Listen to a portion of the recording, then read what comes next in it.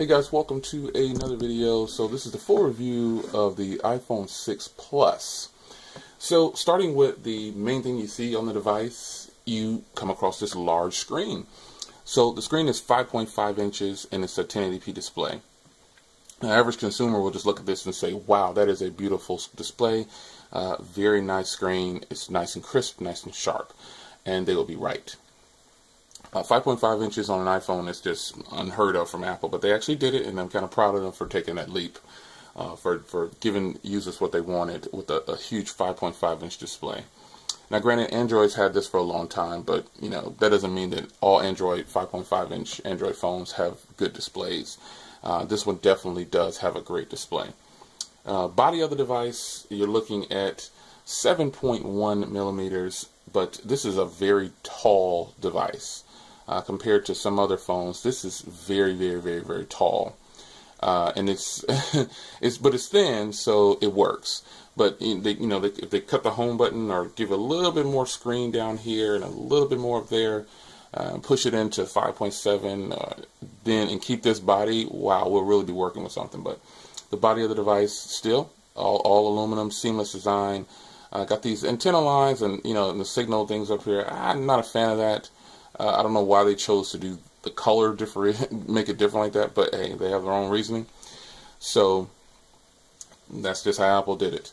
The back of the device, you've got the 8 megapixel camera with the dual tone flash and a microphone right there. The little hump there, a lot of people complaining about, but it's no big deal. Vibrate and vibrate switch over here and volume rockers on this side. Power button's now been moved to this side, and the SIM tray. Nothing on there, and you've got the speaker on the bottom, charging port, and headphone jack down there, and a mic down there as well. But the body on the device, this is a very solid device. A little weighty at 172 grams, and it's a tall device. So be prepared for some. If you don't have big hands like I do, even I have to use it with two hands sometimes, but I can still reach across pretty much to the most of the screen. So if you don't have larger hands, be prepared to just handle this with two hands at all times. Sound of the device, this one single speaker down here, it gets the job done. It's not the loudest speaker out there, but hey, it gets the job done. It's a good speaker. As you can see now, it has the landscape, which I think is pretty cool. So the cameras on the iPhone have been pegged as some of the best cameras in the world. Now, do I agree with that? Nah, I don't know if it's the best in the world, but I will say that it's a very great camera on the back of this thing. It shoots some stunning pictures, and I'm pretty amazed. It shoots 1080p at 60 frames per second, and you can also do slow motion now at 120 or 240 frames per second. So it's just pretty amazing how the camera is on here and how they have it optimized to shoot such great pictures. It also has optical image stabilization, so when you're running or shooting video, it won't be as jittery and bumpy as a camera that does not have it or uses digital, like the 4.7 inch model. So the cameras on here are surely to get you some great photos, day-to-day use for Twitter and all these other things. It won't disappoint. It'll keep you happy. It's a really good camera on here. Web browsing on the device, obviously with a 5.5 inch display, you're going to get some great web browsing experiences. And well, I'm not going to link to Wi-Fi. I have to change up. YouTube is so tight on sound tests and things like that I wanted to give, but just keeping the review nice and basic and straight to the things that average users might want to use it for. And web browsing is no downer. It's a great web browser on here. Some things on the Apple's web browser is not up to handle things like the same as Android's web browser, Google Chrome, but at the same time, the Apple web browser, Safari, is more than enough to handle your basic web browsing needs. Call quality on here, I did get HD calls on here, and they're fantastic. The callers could hear me clearly, and HD calls are just fantastic. If you've never experienced them, you really should get a phone that has HD calling and speak to someone who has HD calling on their line. You'll be amazed how clear it is. No drop calls on T-Mobile's network, nothing. Everything's good. Perfectly sound. It's great. Last thing I want to touch on is the battery. And I'm not touching on iOS 8 or anything like that because, you know, there's plenty of videos out there on iOS 8. Pretty much it's still the same thing with a few tweaks, and, you know, nothing really groundbreaking though to make a person say, oh, iOS 8 is, whoa, you know, it's not going to happen.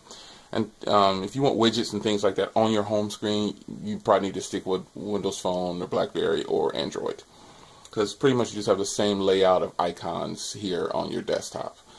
So with that being said, one of the major disappointments I had with this device is the battery. And I say major disappointments because I'm a heavy user, and this has a 2915 milliamp battery in here, and it just did not do well. I mean, it took me through a day, but I figured, you know, hey, this is a big battery like some of my other phones, and so it should perform extremely well, and I should at least be able to make it through a solid day with no charge, and you know, in the day with still 30-40% left, and then hit the bed, get up the next day and still have about 35% left, because standby on iPhones is really good, especially on the 5S, and the 4.7-inch iPhone was actually pretty doggone good for standby, and this one is no exception. It has great standby, but if you're a heavy user, you won't be getting 2 days out of this battery. You're going to have to charge it, put it on the charger before you go to bed. And I think that was pretty much probably the only drawback I felt like I got from the iPhone 6 Plus. But you know, hey, overall, the package that Apple is delivering right now, I think it's not worth the money. This is the 128 gig, and it's not worth $1,200 or $1,100, depending on where your taxes are. And I'm not saying that, you know, don't go buy it, but, you know, because T-Mobile to me has the best option for purchasing it, because, you know, there's no contract with it. You just basically pay monthly for the phone until it's paid off, and they give you 2 years to do it. So you really don't feel the big bang like you would with other providers like Verizon, AT&T, and Sprint. They're asking for, like, I think $4.99 or something like this out the door just to get it on contract. I mean, and you're on a contract, so nah, I think, and it's not that I'm pro T-Mobile. I do like other companies. Obviously, I have a Verizon account too, but I would suggest, if you want this device, to get it on T-Mobile's network. It's just a much better buy, easier way to go, and, you know, you still won't be on their contract. You can pay it off early if you want to. You can trade it in if you're on the Jump program. Tons of advantages to getting it on T-Mobile. So with that being said, I rate this device at about a 9.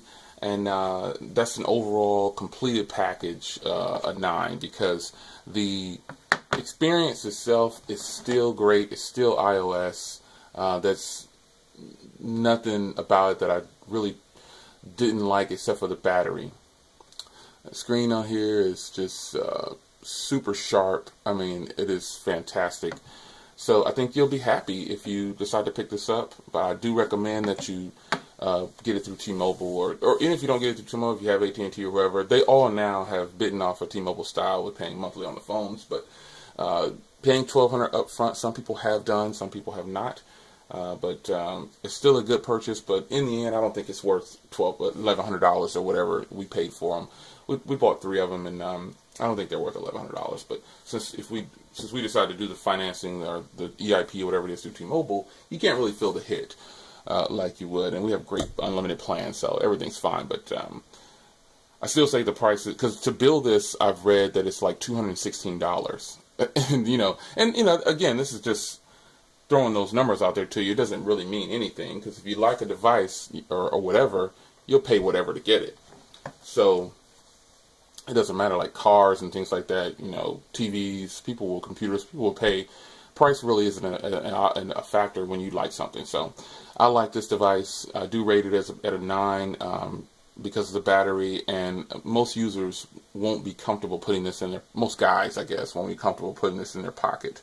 It's pretty large. I would recommend the 4.7 over this one for that reason.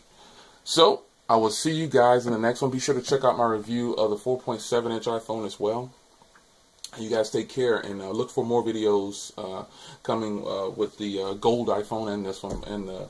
And I'm going to start posting a couple more videos on the Moto X 2014. Just picked that one up. Check out the unboxing and a few videos I got up on that one as well.